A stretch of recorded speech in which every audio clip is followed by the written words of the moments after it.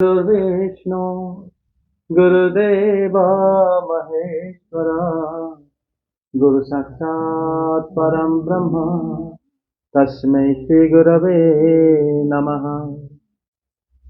जय श्री कृष्ण चैतन्य प्रभु नित्यानंद श्री अद्वैत गदाधर शिवसादि गौर भक्तवृंद।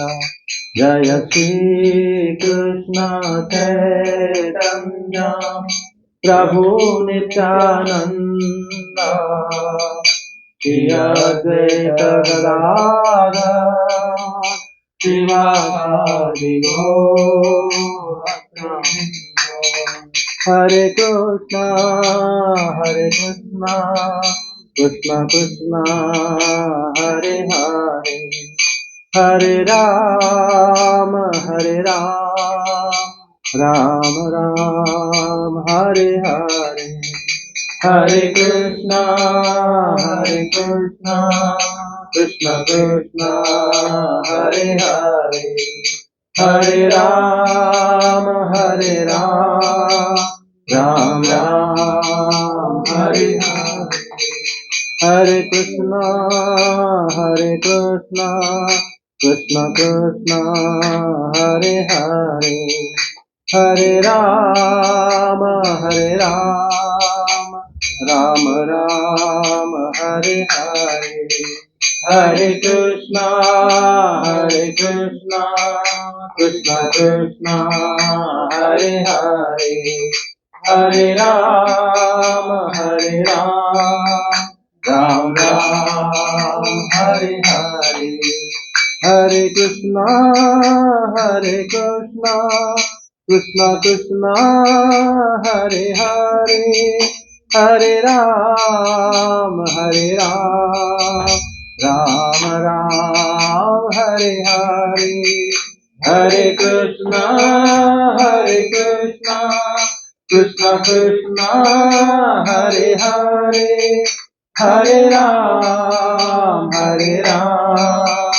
राम राम हरे हरे। हरे कृष्णा कृष्ण कृष्ण हरे हरे हरे राम राम राम हरे हरे। हरे कृष्णा कृष्ण कृष्ण हरे हरे हरे राम राम राम हरे हरे। जय हरि नाम संकीर्तन की जय हो। जय श्री कृष्ण चैतन्य प्रभु नित्यानंद श्री अद्वैत गदाधर शिवासादि गौर भक्तवृंद की जय। जय श्री बलदेव जय श्री सुभद्रा श्री जगन्नाथ श्री सुदर्शन देव की जय। सभी भक्तवृंद की जय। वृंदावन धाम की जय। श्रीमद् भागवतम की जय। जय जय श्री राधे श्याम। ओम नमो भगवते वासुदेवाय। ओम नमो भगवते वासुदेवाय। ओम नमो भगवते वासुदेवाय।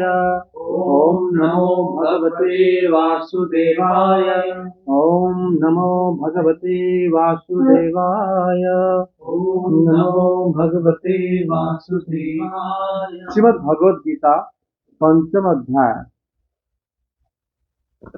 श्लोक संख्या 29।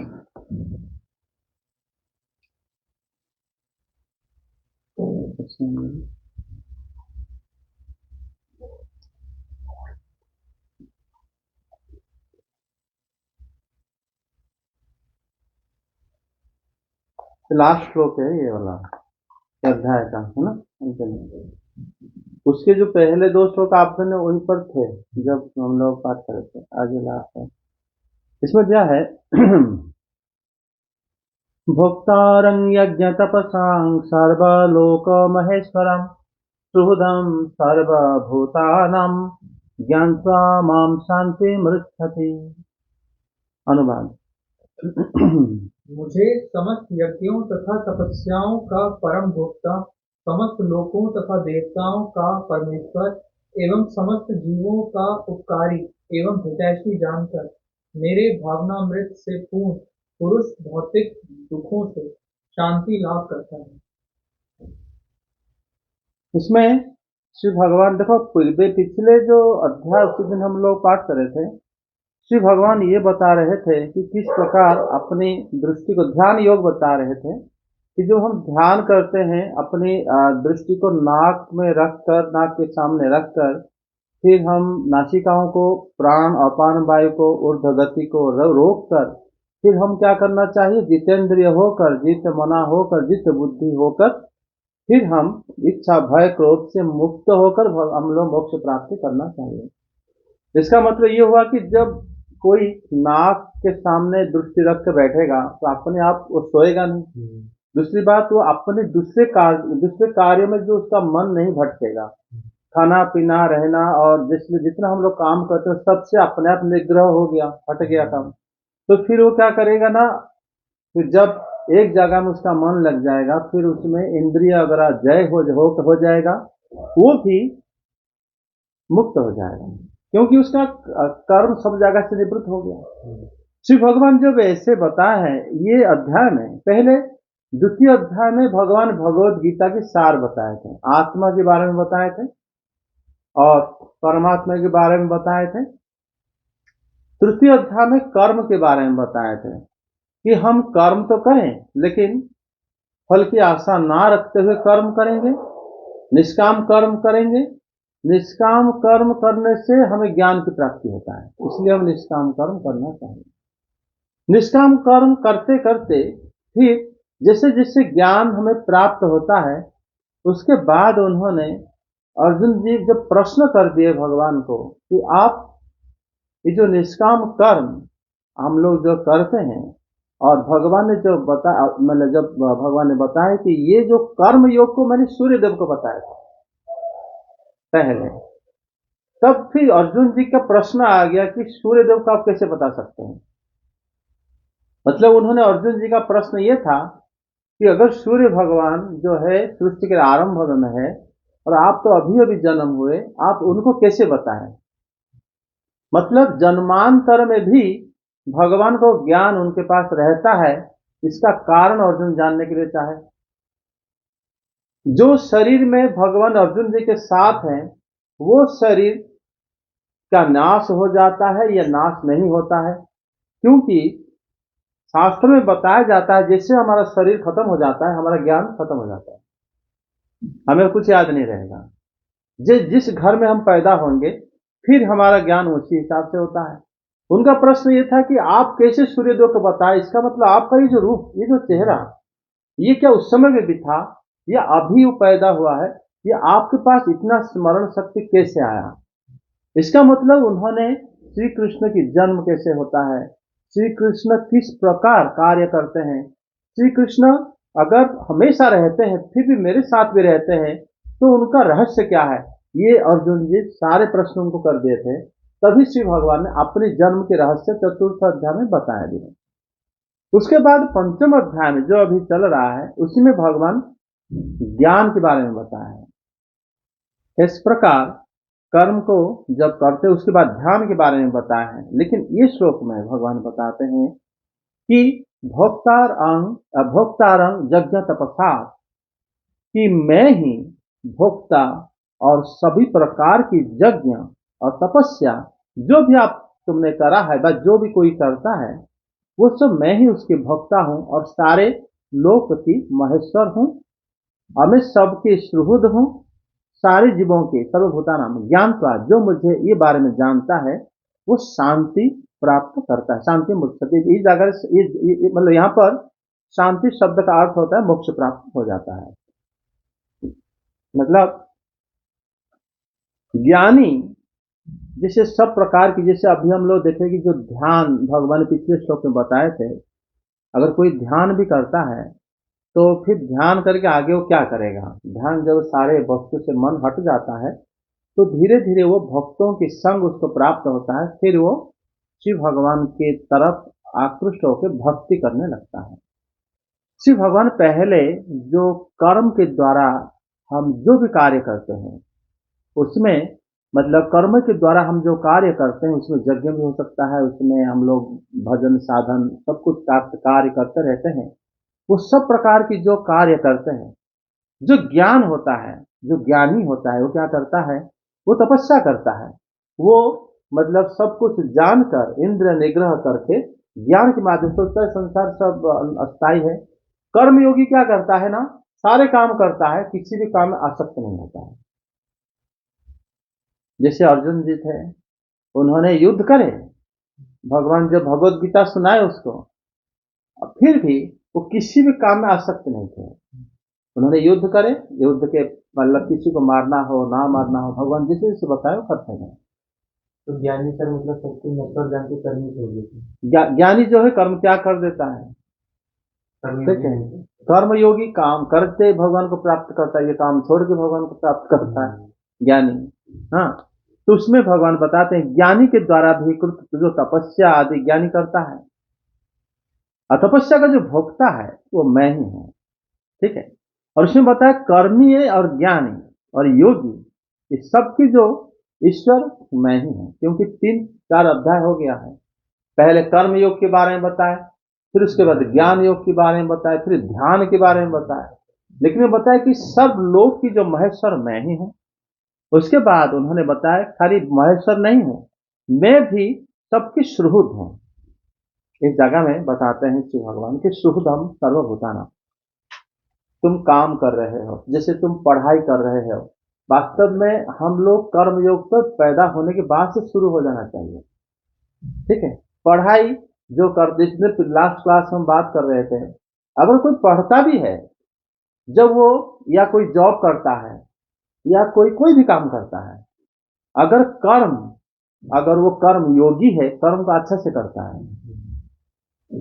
जो आलसी है, जो कर्म छोड़ देता है कि मैं नहीं करूंगा, मुझे तो कुछ मिलने वाला नहीं है, वो वास्तव में भगवान को प्रसन्न नहीं कर पाता। कर्म अच्छे से करके कर्म को आसक्त नहीं होता है। बहुत बेखूबी बनाएगा सब कुछ, लेकिन उसमें खुद इंडल्ज नहीं होगा, उसके अंदर नहीं घुसेगा। ठीक है, मैं आप लोग के लिए बनाया था, अच्छा लगा। कर्म से वो कर्म तो करता है लेकिन फल नहीं, आशा नहीं करता उसमें। ये होता है कर्मयोगी। आलसी जो होता है वो कर्मयोगी नहीं हो पाता कि मुझे तो कुछ फल मिलने वाला नहीं, मैं क्यों काम करूं, ये नहीं हो पाता। उसके बाद यहाँ पर जो ज्ञानी होते हैं वो, और जो योगी होते हैं, शिव भगवान बताते हैं कि सुहृदम सर्वभूतानाम। इस जगह में जो सुहृद शब्द व्यवहार कर रहे हैं भगवान, यहाँ पर चक्रवर्ती पाद कह रहे हैं कि सुहृद शब्द भगवान भक्तों के लिए व्यवहार करे हैं। सर्वभूतानां सुहृद कृपया स्व भक्त द्वारा स्व भक्त उपदेश न हित कारणम इति, कि मेरे भक्त जो है भक्तानुपास्यम, मेरे भक्त के द्वारा ही, मेरे भक्त के अनुग्रह द्वारा ही मैं उनका उद्धार कर देता हूं और उनको उपदेश प्रदान कर देता हूं।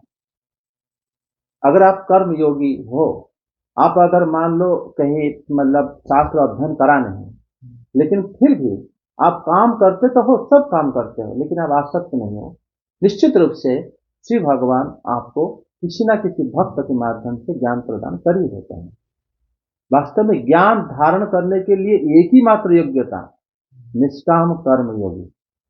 वो बंदा चाहे घर में रहे, चाहे वो बाबा जी होके वन में रहे, है ना, किसी मंदिर में रहे, अगर वो निष्कामी है तो फिर वो कर्म को, ज्ञान को समझ पाता है।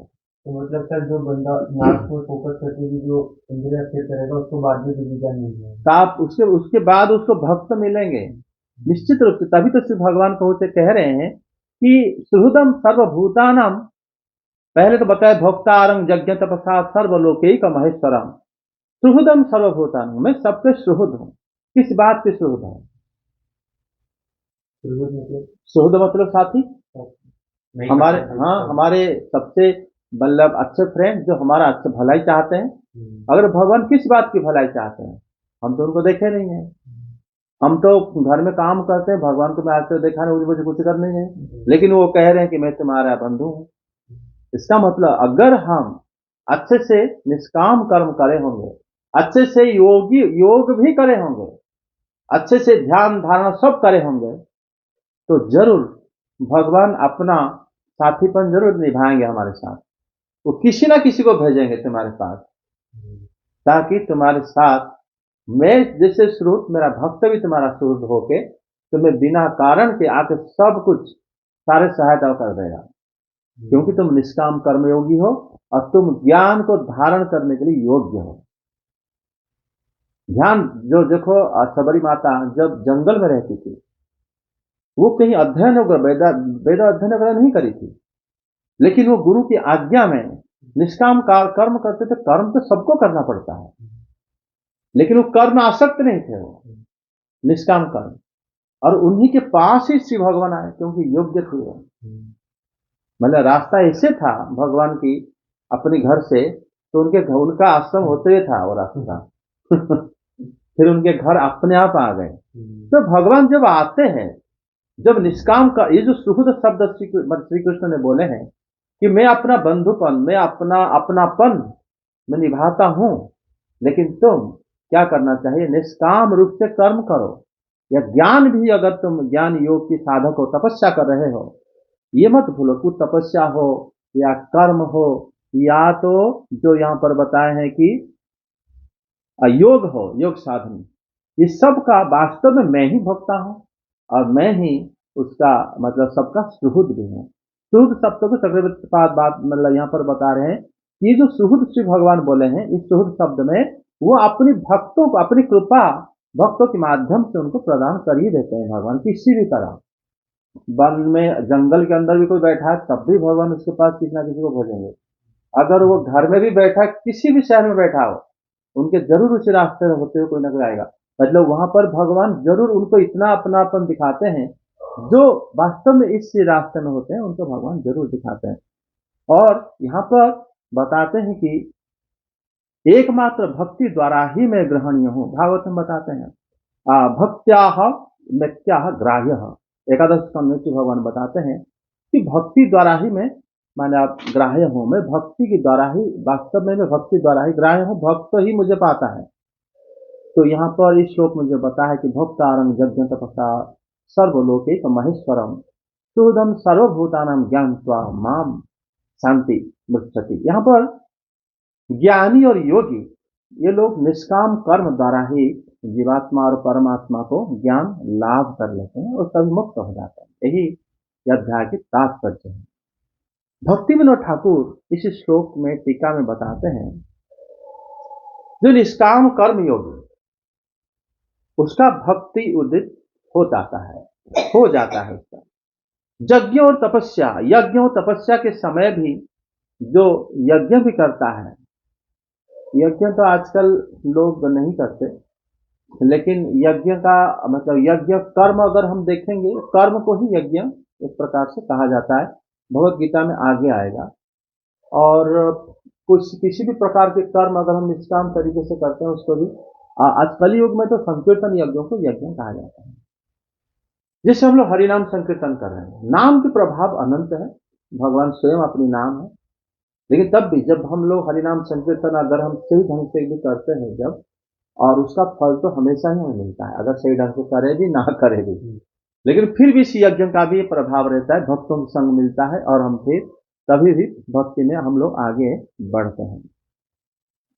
यहाँ पर भक्ति विनोद ठाकुर कहते हैं, पिछले 4 अध्याय में जब हम लोग देखें कि भगवान कर्म के बारे में बता रहे हैं, ज्ञान के बारे में बता रहे हैं, फिर मोक्ष के बारे में बता रहे हैं, तो फिर इस जगह में ज्ञान योगी, कर्म योगी, ध्यान योगी, ये सब वास्तव में एक है, क्योंकि सभी को भगवान इस श्लोक में, अंतिम श्लोक में बता दिए कि सुहृद सर्वभूतानाम, वास्तव में मैं ही उनकी सुहृद हूं, बंधु हूं, क्योंकि ये सारे प्रकार के लोग जो हैं, क्योंकि भगवान भक्ति को बाद में बताते हैं, पहले कर्मी, ज्ञानी, योगी, बोले सब ही वास्तव में सबका बंधु मैं ही हूं, क्योंकि सब प्रकार के कर्म में मैं ही उनको प्राप्त होता हूं और मैं उनको अपनी भक्ति के माध्यम से ही उनको मेरे पास ले आता हूं। क्योंकि भक्ति विनोद ठाकुर कह रहे हैं, जब तक हमारे पास शरीर है तब तक हम काम करते हैं, ठीक नहीं? कोई है जो कर्म ना करता है। कर्म का मतलब क्या होता है? कर्म का मतलब होता है कर्म इंद्रिय माध्यम से जो कर्म करता है। बोलना एक कर्म है, ठीक है, हम लोग बोलना भी एक कर्म है, और चलना कर्म है, सांस लेना कर्म है, सुनना भी कर्म है, खाना भी, क्योंकि सारे कर्म इंद्रियों की प्राधान्यता है इसमें। तो अगर हम मतलब बिस्तर पर पड़े भी रहते हैं तब भी हम कर्म करते हैं, क्योंकि हम सांस लेते हैं और किसी को देखते हैं या सोचते हैं, और सब प्रकार के कर्म होता है। कर्म कह रहे अनिवार्य है, लेकिन ये जो कर्म है, हम जब कर्म प्रथम शुरू करते हैं, इसी में हम कोशिश करते हैं कि कर्म को निष्काम की तरीके से करना चाहिए। धीरे धीरे हम ज्ञान को जैसे आहरण करते हैं, फिर कर्म धीरे धीरे बंद हो जाता है। लेकिन कर्म करते करते हम भोगने की वासना हमारे अंदर वृद्धि पाता है कि हम इसको भोगे, इसको उपभोग करूं, ये खाना कैसे लगता है, इस जगह में मैं वास करूं कैसे लगता है, इस कपड़े पहनूं कैसे दिखता हूं, इस प्रकार हर प्रकार की भोग की वासना हमारा बढ़ता रहता है। फिर वही हमें प्रॉब्लम में डालता है। अगर भोग वासना बढ़ेगा, फिर उस प्रकार के कर्म हमें फिर भगवत धाम को या भगवान के प्रति उन्मुख नहीं करता। लेकिन फिर भी कर्म करते हैं हम लोग। कर्म को क्या करते हैं, जितना हमें आवश्यकता है उतना लेकर, लेकिन चेतना हमारा रहना चाहिए कैसे, ना शुद्ध, इसमें मतलब भोग वासना की तरफ से ना रह के, हम अगर इस प्रकार रह गया हम फिर अधोगति हो जाते हैं। चाहे आप घर में रहो, चाहे आप मंदिर में रहो, अगर आपकी भोग की इच्छा है तो फिर आप पतन हो जाओगे, भगवत उन्मुखी नहीं हो पाओगे। अगर भोग की वासना आपके कम है, फिर आप चाहे किसी भी शरीर में रहो, तो इसमें क्या होगा ना, आपके समदर्शन आ जाएगा, सबको बराबर नजर में देखोगे। फिर आपका विराग मतलब विराग मतलब वैराग्य आ जाएगा, किसी वस्तु के प्रति ज्यादा आसक्ति नहीं आएगा। फिर आप चित्त मतलब भगवत प्राप्ति के लिए हमेशा चेष्टा करोगे, और जड़ जो प्रकार काम आप लोग मतलब इच्छा है, क्रोध है, लोभ है, मोह है, ये सब धीरे धीरे आपका मतलब आपको सताएगा नहीं। फिर आपका किसी भी विषय के प्रति संदेह भी नहीं रहेगा। ब्रह्म कौन है और हम उनको कैसे पाएंगे, इसके प्रति आपका रास्ता भी धीरे धीरे साफ हो जाएगा। फिर आप इस संसार में रहते हुए भी आप मुक्त हो जाओगे। इसमें कर्मयोगी ऐसा रहता है, जो ज्ञानी होता है, जो अष्टांग योग करते हैं, वो लोग पहले यम नियम आसन प्राणायाम प्रत्याहार ध्यान धारणा समाधि आदि करके वो लोग भी उसी रास्ते में आ जाता है। फिर घर में रहते हुए भी जो लोग कर्म करके वो भी उसी रास्ते में आ जाता है, क्योंकि ये जो रास्ता है ये भगवान बताते हैं, ऐसे अगर आते हैं वास्तव में उनको फिर मैं अपना भक्ति प्रदान करता हूँ, फिर भक्ति प्रदान के द्वारा वो लोग मुझे प्राप्त हो जाते हैं। इसी में हमारा जीवन जो है सार्थक होता है। समझ में आ गया? इसमें कोई क्वेश्चन अगर करना चाहते हैं तो डिस्कस कर सकते हैं। दादी क्यों करे, तुम करो। आपका कोई इसके ऊपर डिस्कस करना चाहते हो तो अविनाश समझ में आ गया?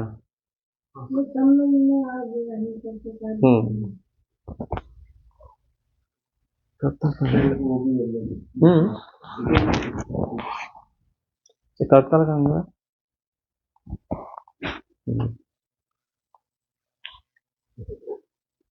श्री कृष्ण गोविंद हरे मुरारे, हे नाथ नारायण वासुदेव।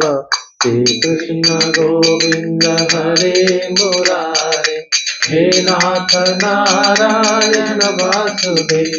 हरे कृष्ण कृष्ण कृष्ण हरे हरे, हरे राम राम राम हरे हरे। हरे कृष्ण कृष्ण कृष्ण हरे हरे, हरे राम राम राम हरे हरे। हरे कृष्ण कृष्ण कृष्ण हरे हरे, हरे राम राम राम हरे हरे। हरे कृष्ण कृष्ण कृष्ण हरे हरे, हरे राम राम राम हरे हरे। हरे कृष्णा कृष्णा कृष्णा हरे हरे, हरे राम राम राम हरे हरे, हरे कृष्णा कृष्णा कृष्णा हरे हरे, हरे राम राम राम हरे हरे। जय हरि नाम संकीर्तन की जय हो। मतलब तो काम कर्म करके वैराग्य भी आता है। हाँ, सब आ जा रहे हैं। कर्म हो, मतलब तुम योग साधना कर रहे हो बैठ के ध्यान वगैरह, या तो आप ज्ञान के द्वारा तपस्या कर रहे हो, घर बार छोड़ के आप मतलब सब छोड़ के चले गए, तब भी आपको ये रास्ता तो एक ही है, भक्ति तो भगवान ही देंगे आके अगर निष्काम ही हो तो। और जो दिखावा करके जो होते हैं उनका कोई फायदा नहीं होता, तो उनको फिर भगवत प्राप्ति भक्त संग नहीं मिलता, फिर वो लोग उनका दशा दयनीय होता है।